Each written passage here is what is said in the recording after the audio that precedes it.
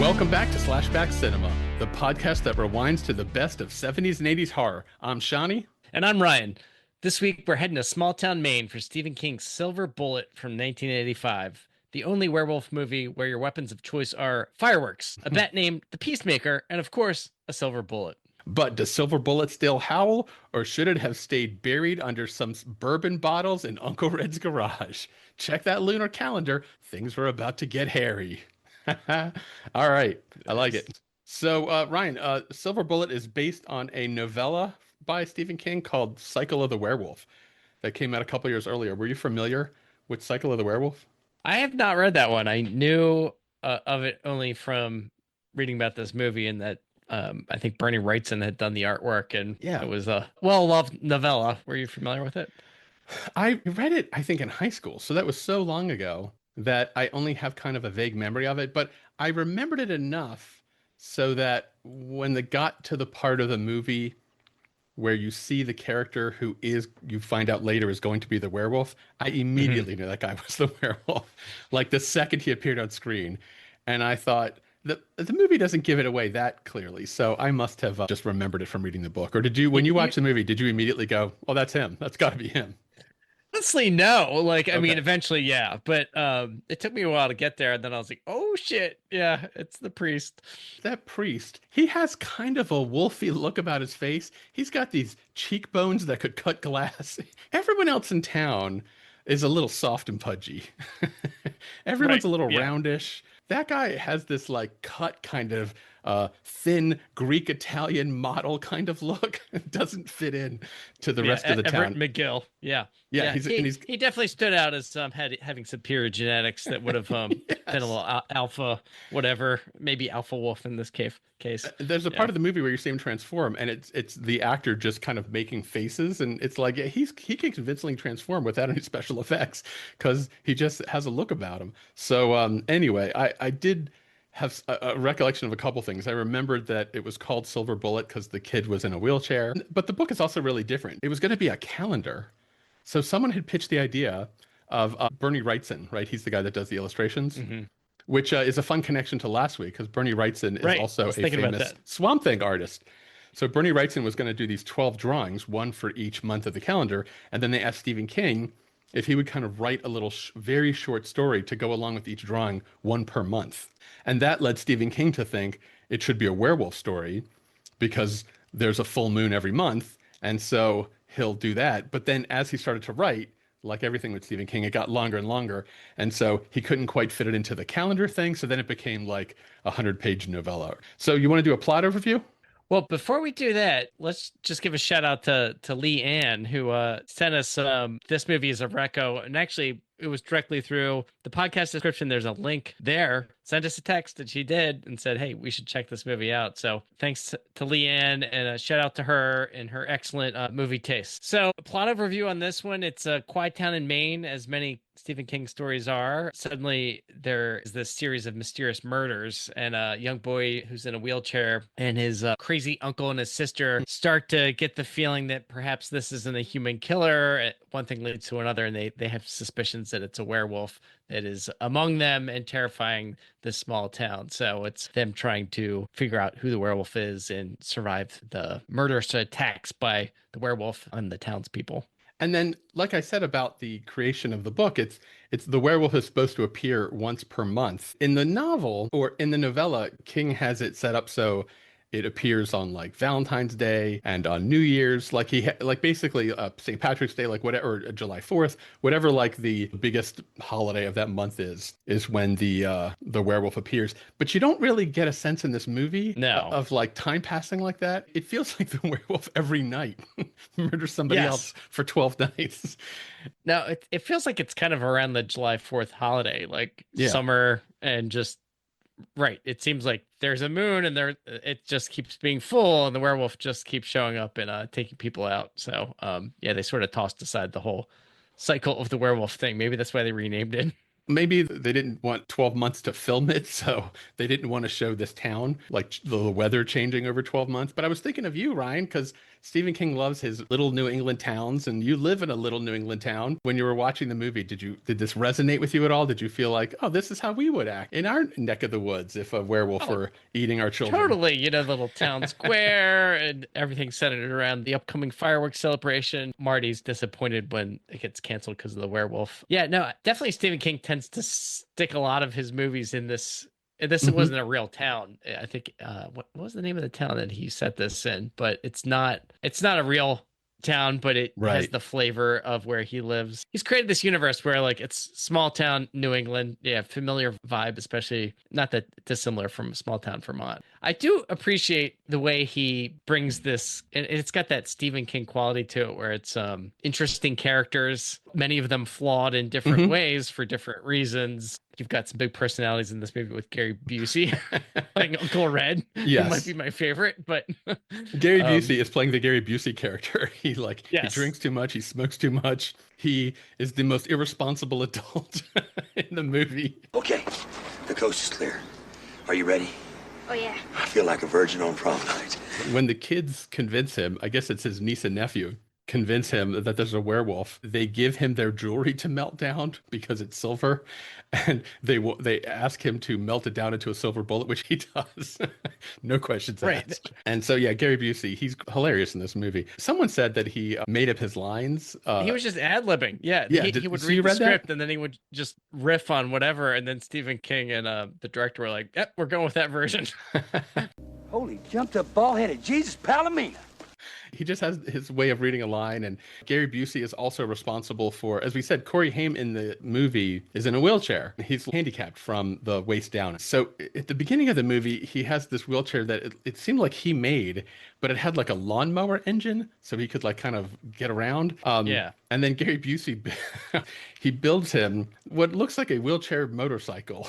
Yeah, it's like a trike. Yeah. Yes. And it's painted silver. It's got flames on it. And he makes it to surprise Corey Haim's character. What's that kid's name? Marty. Marty. Yeah. And then Marty takes off in it. That silver bullet thing looks to be going 70 miles an hour. He is passing cars on the road. And No it's not helmet. green screen. Yeah. I was genuinely worried for Corey Haim's life. I thought... I know.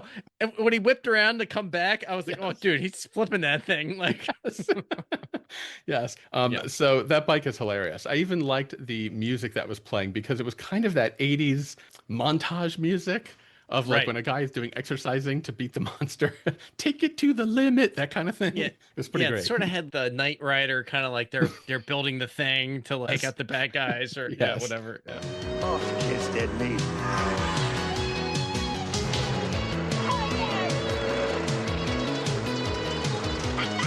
Yes. And then what's going on over the course of the story is like every other night, it feels like the werewolf appears and kills somebody else.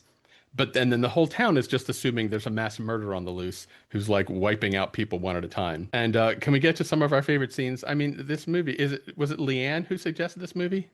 Yes. Yes. I This movie was chock full of some quality moments. I can't thank her enough. I don't know if my response to this movie is like going to be what she had hoped for, but because I think this movie is bonkers. But Do you want to start? Because I know what my top one is, and I have a feeling it's going to be yours. So I'm gonna throw the ball to you, Shotty, on this. Why don't you okay, get us started? and I want to say it might be hard to even rank my top three because there are so many bonkers things. I think I know what your number one is, but if I were ranking mine, maybe at number three, it would be when the townspeople go out into the night and there's like mist fog, on the they go out into the fog and it's misty and they're walking around. They all have shotguns. I was positive they were all going to end up shooting themselves because they were all so terrified and anxious. I was thinking to myself that this is actually how Dick Cheney got shot in the face back in the day. If you remember that, hunting yes. incident. Yeah, I was like, somebody, Right. yeah, good Lord. Yeah. Where's it coming from? Over there? No, it's behind us. I told you you couldn't trust this fog. It's under the fog. What are you saying? It's right here with us. And then the actor Lawrence Tierney, who's a pretty intimidating guy, he's the bar owner, and he is walking around with a bat that says, I think, Peacemaker on it. Peacemaker. Yep. Yes. So the werewolf attacks this group of people. It grabs a guy and then pulls him down into the mist in a way that doesn't really make any sense. But I would rank one of my favorite moments is the werewolf takes the bat from Lawrence Tierney. The werewolf is now hitting a person with a bat. This is a werewolf that in minute 3 of the movie decapitated a guy with his claws. He swiped and the guy's head went flying. Now, 40 minutes into the movie, he has a baseball bat that says Peacemaker and he's beating people with it. What's happening, But Ryan? it was done in sort of like a Looney Tunes kind of way, like the arm Yes. just like straight up in the whap, whap. Yes. So that was wild. Yeah, that was good. Number 2 on my list of what the WTFs of this movie is the closing scene when the werewolf goes to Corey Haim's house where his sister is there and Gary Busey, his uncle, is there. The werewolf cuts the power to the house. He pulls the power line out. That werewolf really is using his noggin. So I couldn't believe the werewolf had that level of thought. Like as a werewolf, maybe we need to discuss at some point, but I'll get to my number 1. We might need to come back to. Yeah, we're gonna come back to the whole werewolf. Is a werewolf an film. animal, Yeah. or is it a person that's hairy? Like, how is this werewolf supposed to cut the power to this house? How is he supposed to think of it? And number 1, in terms of crazy scenes, is the church scene. Is that the one you were Yes. thinking of? Oh yes, that Okay. it would be hard to top that scene. I don't know that many films have even come close. Like that.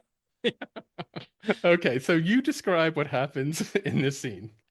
There's been a series of murders, like the scene right before this. I forget who maybe it was the mob that went out into the fog, right? Mhm. And so then it opens up, and yet again the preacher's in front of the townspeople talking about the horrible tragedy and not being able to find the right words for this moment. And then the audience, you can see, starts get agitated. Yeah, and they're getting it's the annoyed. father who just lost his son. They had that funeral, I don't know, 15, 20 minutes earlier for that boy. And he says something, I forget what exactly he says. And we feel very small. Reverend, he was torn apart! But then all of a sudden it starts cutting around and people start getting these like crazy eyed expressions. Right. And essentially the whole congregation turns into a pack of ravenous werewolves as the preacher watches on in this horrified look as his entire congregation goes feral.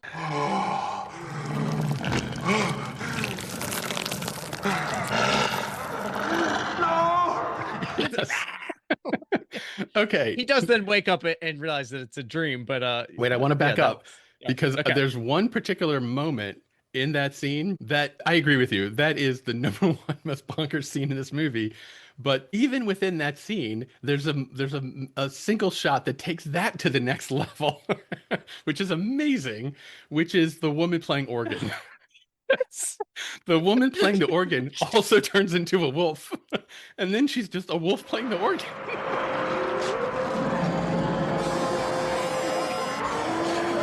She's playing it like she's just slamming on the keys and blood's going everywhere. It's like watching a dog play piano.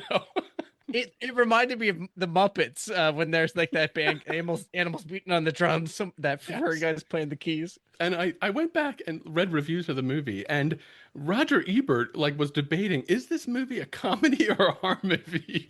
I don't know how we're supposed to understand it. And I came to the same conclusion.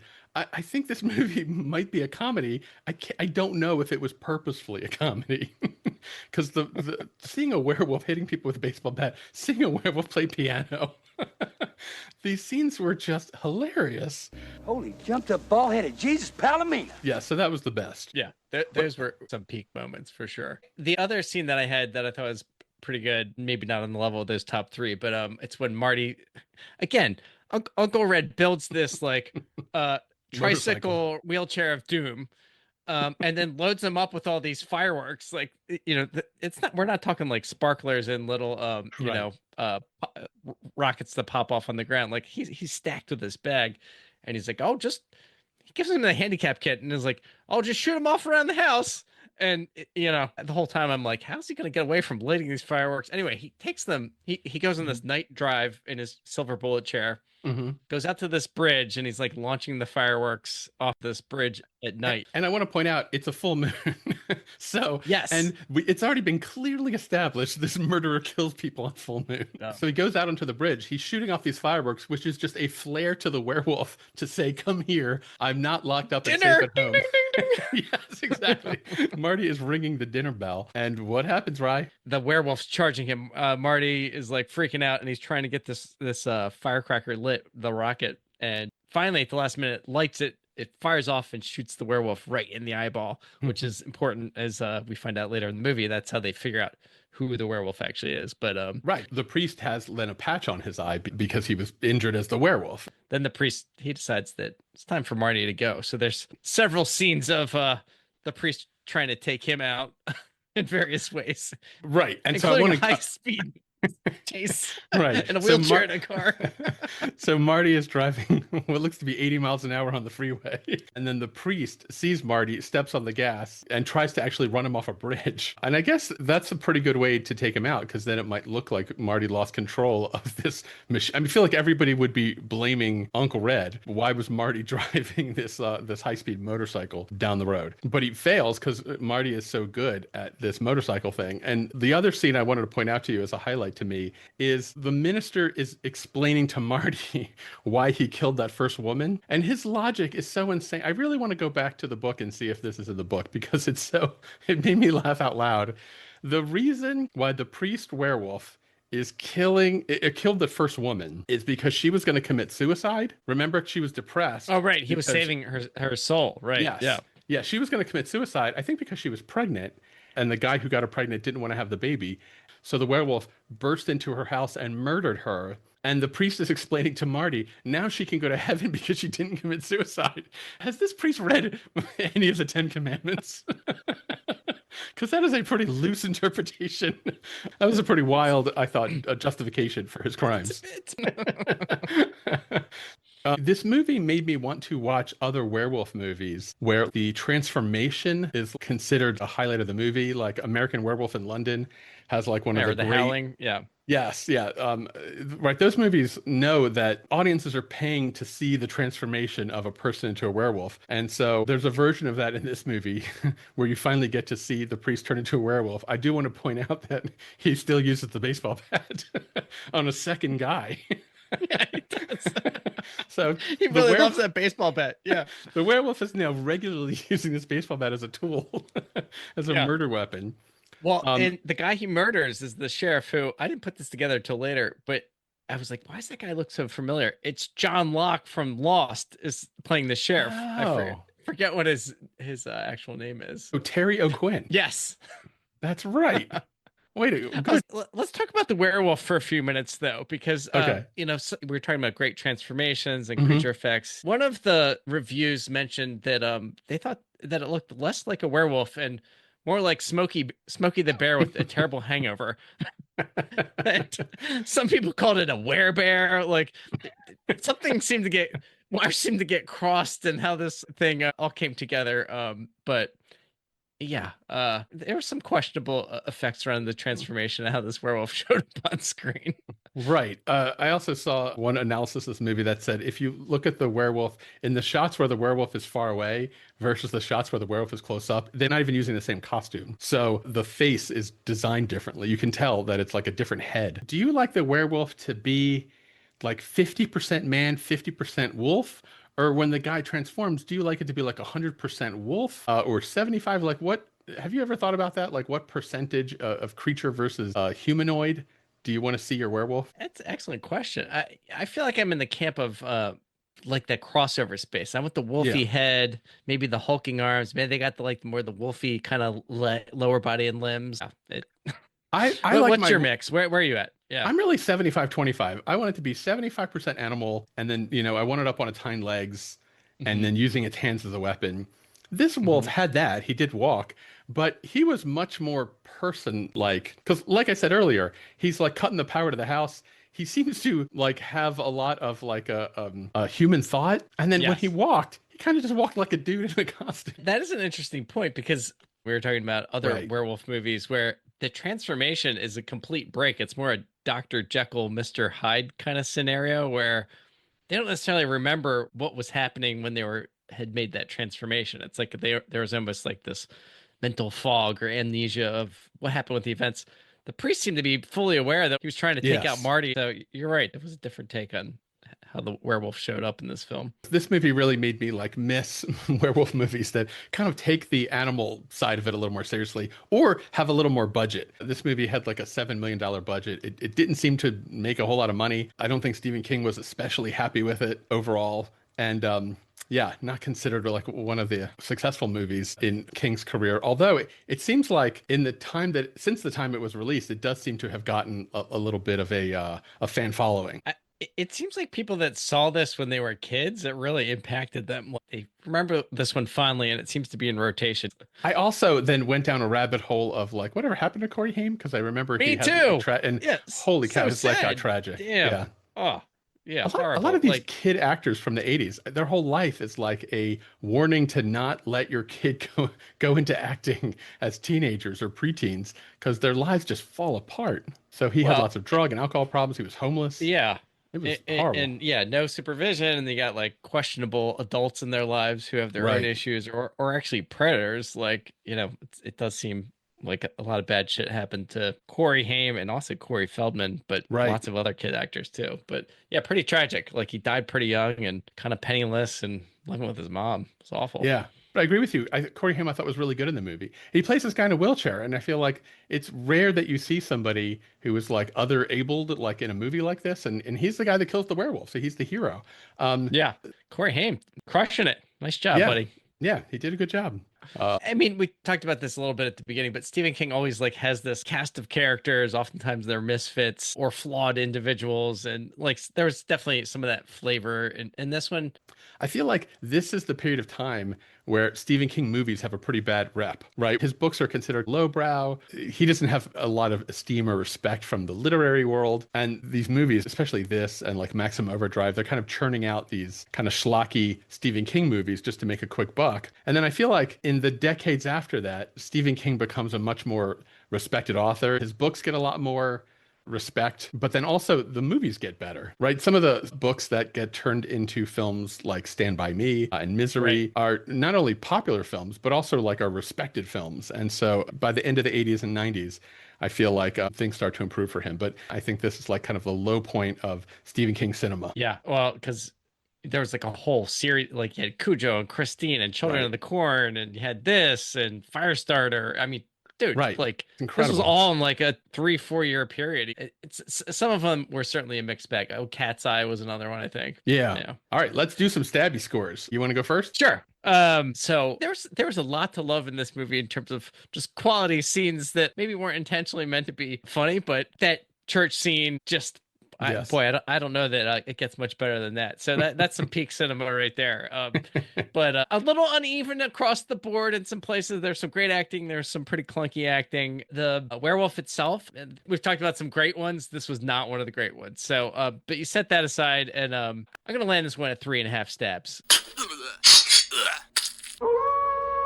I thought it was fun. Some campy stuff. I think rewatchable. We always talk about that for stabby score.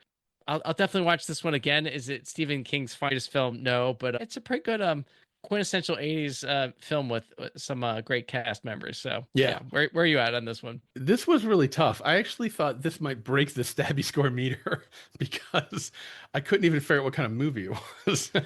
And I was laughing so much at how weird it was and how when you see a werewolf playing piano or playing an organ, really throws you off a little bit. That is going to be basically the social clip for this one. Yeah. The werewolf playing the organ. Yes. Ahoo, werewolf in London. Dun, dun. You have to play that song. Yes. With that clip. Okay. So here's what I came down to. If this movie is a horror movie, then I'm giving it 2 stabs. But if this movie is a comedy, then I'm giving it 3.5 stabs. Because I thought it worked much better as a comedy than it did as a horror movie. Because the funny things kept intruding on the things that I think were supposed to be scary. And so I was really torn. I got to say, I think I was influenced by Roger Ebert's review. He gave it 3 out of 4 stars in 1985 when it came out. Yeah. One of the only reviewers to give it a positive review, but his argument was it's actually a comedy. And while watching it, I thought, yeah, well, that's the reason why I kept laughing, because I was watching it thinking it was a bad horror movie. But if you actually think of it as entertainment, it's actually more entertaining than it is a good horror movie. So yeah, it's a genre-busting horror movie. We've never seen a horror movie that had this many funny sequences in it. When Leanne sent this to us, she did frame this up as being an example of gloriously campy 80s horror film example. So that's probably the right way to go with that. If you're looking for serious horror, this might not be the movie. Right. Shall we play a game? So, you ready for some trivia? Lay it on me. All right, so all the trivia this week is going to be inspired by Stephen King movies and novels. You and I have talked about Stephen King in the past, so I feel pretty good you should do all right with this. You feel pretty confident?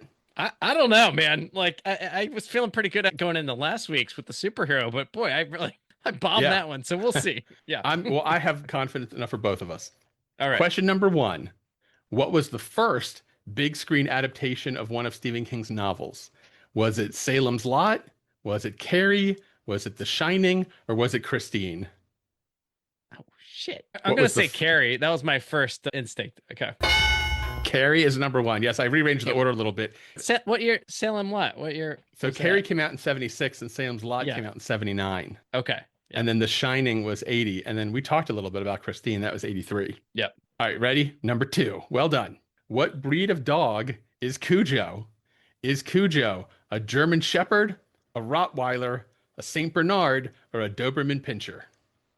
A Rottweiler. That is actually incorrect. Cujo is a Saint Bernard. Really? Yes. Yes. Oh, man. I gotta say, that's kind of a trick question, because Stephen King purposely picked a Saint Bernard because they're so sweet and fluffy. And all the other dogs I picked, German Shepherd, Rottweiler, Doberman, that's what you would think Cujo would be. Right. Stephen King did some counter programming on you. You know, like, I don't know that I ever saw Cujo. All right. Next question. What film adaptation was Stephen King most unhappy with? Was it The Shining? Was it Misery? Was it Pet Sematary? Or was it Carrie? The Shining. It was The Shining, yes. The 1980s one. Here's a great quote from Stephen King. He criticized the misogyny of the film and the portrayal of Jack Torrance. King said, "When we first see Jack, he's crazy as a shithouse rat. All he does is get crazier. In the book, he's a guy struggling with his sanity and finally loses it. To me, that's a tragedy. In the movie, there's no tragedy because there's no real change." Pretty good, huh? Well, interesting. I'm surprised he didn't put Maximum Overdrive up there as a worst translation. That's a classic of American cinema. What are you talking about? Next question. What pseudonym did Stephen King use to write 5 of his books in the 1980s? They weren't Stephen King books. What name did he use? Was it Aaron Wolfe? Was it Vernon Wicks? Was it Paul Harrow? Or was it Richard Bachman? Richard Bachman. It was, in fact, Richard Bachman. I tried to trick you with Aaron Wolfe because we're talking about this movie. And Vernon, I took from the Creepshow movie because I think that guy's name was Vern. All right, last question. Well done. What traumatic event did Stephen King witness in his childhood? A, he saw his cousin fall into a well. B, he saw a friend get struck by a train. C, his dog was eaten by a mountain lion. Or D, his father had a heart attack during dinner. What tragic event occurred to Stephen King as a child?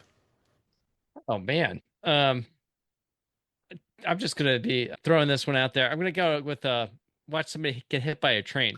That actually is correct. Yes. Oh, and yes. Well done. The fascinating thing about this story is Stephen King doesn't remember it happening. He was out playing with a friend of his, and then he came home alone, and then they found the friend, his body had been hit by a train, but King doesn't remember it happening, even though he was with the friend at the time. And so to this day, he has no memory of it, even though he must have seen it because he was with that kid when he died. So he's like completely disassociated from to this events. day. Damn. Wow. So, these are some of the things that make a Stephen King a Stephen King. Well done, sir. Judy. All right. Wow, I did much better than I thought. Whew. Congratulations. Redemption. Thank you. Thank you. All right, that wraps up another trip down memory lane. Hopefully you enjoyed revisiting Silver Bullet as much as we did. Don't forget to follow us on our social media platforms and subscribe however you listen to podcasts so you never miss an episode. And if you do love the show, leave us a review. It helps other people find out about the podcast. And we want to hear from you. Thanks to Leanne recommending this. If you have a suggestion, drop us a line at slashbackcinema.com. Your suggestions keep the conversation alive. And thank you for tuning in to SlashBack Cinema. We'll see you next week.